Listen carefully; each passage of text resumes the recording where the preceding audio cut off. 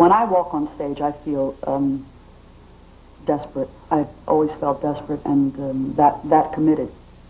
You can play a piece that you've played your entire life, feel absolutely confident about it, not be worried about any of the notes. The rehearsal went very well, everybody's getting along great, the house is packed, absolutely perfect scenario, and still feel desperate about the fact that you want to breathe some new life into this piece tonight somehow.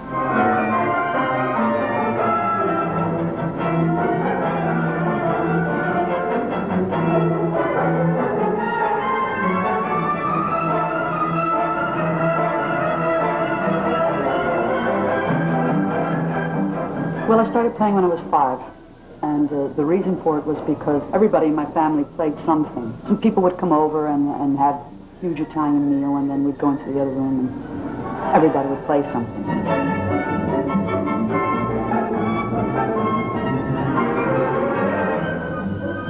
And these are my violins over here that were mine when I was a kid. And the one on the right is a 3/4. And the one in the middle is a half, and the one on the left is a 1/4. And the little one, I'm sure you can't get this on camera, has teeth marks in it because when I was little, for some reason, I would bite the wood and suck the wood juice out. I don't know why. The one thing I remember from when I was very, very small is the first time I played an actual piece of music that was written for violin and piano. So in other words, putting together the solo line with the accompaniment. My mom played the piano part. And I do remember that I must have been about 7 years old, and it was just a dinky-do little children's piece. But the overwhelming feeling of hearing my line and how it sounds with the accompaniment and the harmonies was just something I never forgot. I have a very clear memory of that, even though it was a very long time ago.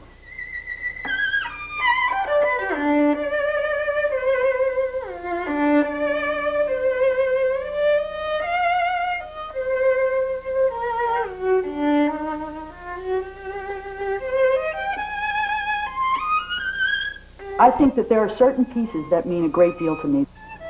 The second movement of the Brahms Concerto, it's about unrequited love, and it's very obvious because the violin never gets the theme. It's a violin concerto. The soloist should have the theme at some point, and we don't. And that's a very powerful feeling, and I know that for a fact about that movement. Beethoven is I sometimes will be working on a sonata or something of Beethoven and wonder why I feel sometimes he's his own worst enemy.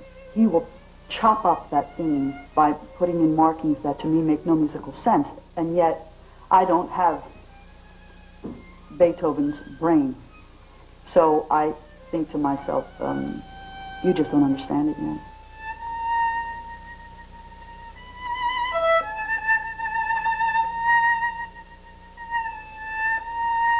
I had a frightening accident last Christmas. I was trying to get everything done, and it was kind of frenetic in the kitchen, and before I knew it, I was chopping onions, and I felt this, and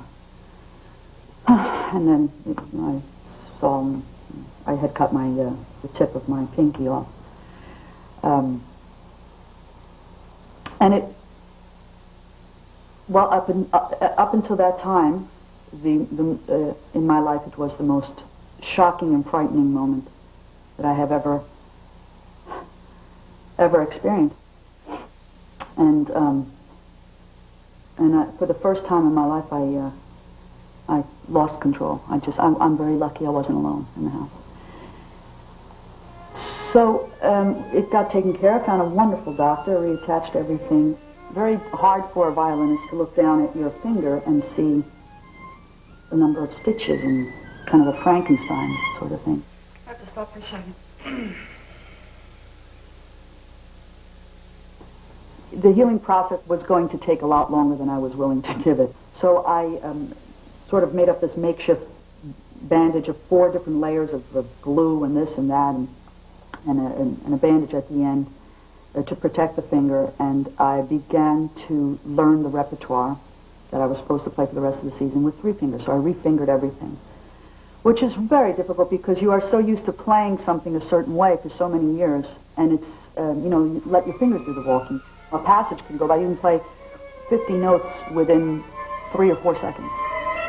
And so it goes by so quickly, it's very difficult for you to remember that somewhere in there's going to be a different fingering. You have to do it differently.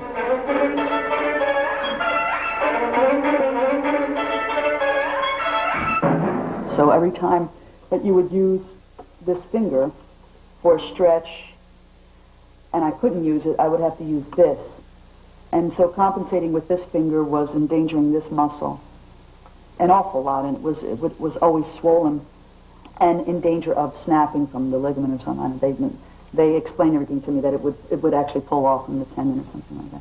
So then I'm thinking, okay, I can't use my pinky finger, and I'm endangering my arm for good for the rest of my life.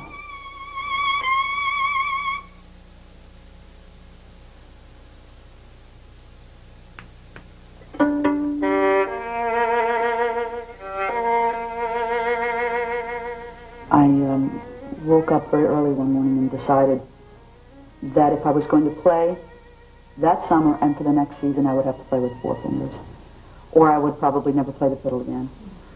And I simply didn't have time to wait for the scar tissue to heal. So what I did was I put the finger down on the string. I remember specifically going into the practice room and putting my finger down on the string, and I would try sliding it up and down as if it was a knife, and lived through the pain for about a week.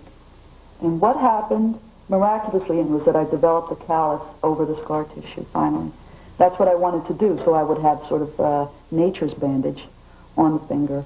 So as we speak, the scar tissue is not healed, but it doesn't matter to me because I've got a nice thick callus on my finger, and I can then play with 4 fingers. Then I started to play normally again. I felt like I had 17 fingers. It was phenomenal. I was playing so well, and I had all 4 fingers again. And here comes with that this love of playing that I remember having when I was very small.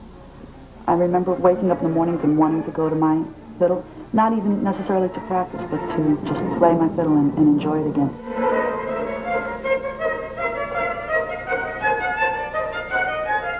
And so now that everything's fine, I look back and think that the accident was a godsend.